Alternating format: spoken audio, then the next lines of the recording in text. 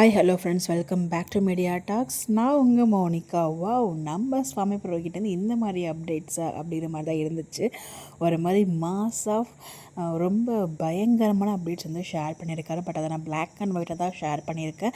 அவர் வந்து கலர்ஃபுல்லாக தான் ஷேர் பண்ணியிருந்தாரு. கையிலெல்லாம் செமையாக பிளட் இருந்துச்சு. ஸோ அதில் வந்து நான் வந்து உங்களுக்காக பிளர் கிடையாது, பிளாக் அண்ட் ஒயிட்டில் ஷேர் பண்ணியிருக்கேன். உண்மையிலே செம்ம மாஸ் அண்டு ஏதோ ஒரு ஃபைட் சீக்வன்ஸ் பண்ணியிருப்பாருன்னு நினைக்கிறேன். எனக்கு தெரிஞ்சு அவங்க ஃபேமிலியை ப்ராப்ளமில் இருக்காங்க இல்லையா, அவங்கக்கிட்டேருந்து சப்போர்ட் பண்ணுறதுக்காக ஒரு ஃபைட் சீக்வன்ஸ் பண்ணியிருப்பார் போல்.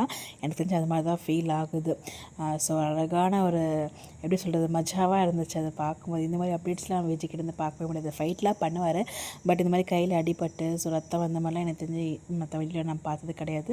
பட் அவரோட ஃபஸ்ட் அப்டேட் இந்த மாதிரி ஒரு மாதிரி டிஃப்ரெண்ட்டாக ஷேர் பண்ணியிருந்தது. அதை பார்க்கும்போதே மனுஷன் இன்றைக்கி ஷூட்டிங் வந்திருக்காரு. பட் ஆனால் ஏவிஎஸோட அப்டேட் தான் ஷேர் பண்ணியிருக்காரு. அவர் சென்னை வந்தாச்சுங்கிறது நமக்கு தெரியும், பட் இருந்தாலும் ஒரு டிஃப்ரெண்ட்டாக இருந்துச்சுங்க ஃபீல் இன்றைக்கி அதை பார்க்கும்போது. இந்த மாதிரிலாம் அப்டேட்ஸ் நம்ம தலைவர் ஷேர் பண்ணுவாரா அப்படிங்கிற மாதிரி இருந்துச்சு. பட் எனிவே ஷேர் பண்ணியிருக்காரு. ஒரு ஃபைட்டிங் சீக்வன்ஸ் மாஸாக பண்ணியிருக்காரு போல். அதுதான் அவங்க வந்து ஷேர் பண்ணியிருக்காங்க. இதில் நான் பிளாக் அண்ட் ஒயிட்டில் போட்டாலும் நார்மலாக கமெண்ட்ஸ் அதுமாரி நான் போஸ்ட் போடுவோம் இல்லையா, அதில் வந்து கலர்ஃபுல்லாக நான் ஷேர் பண்ணுறேன். Bye by.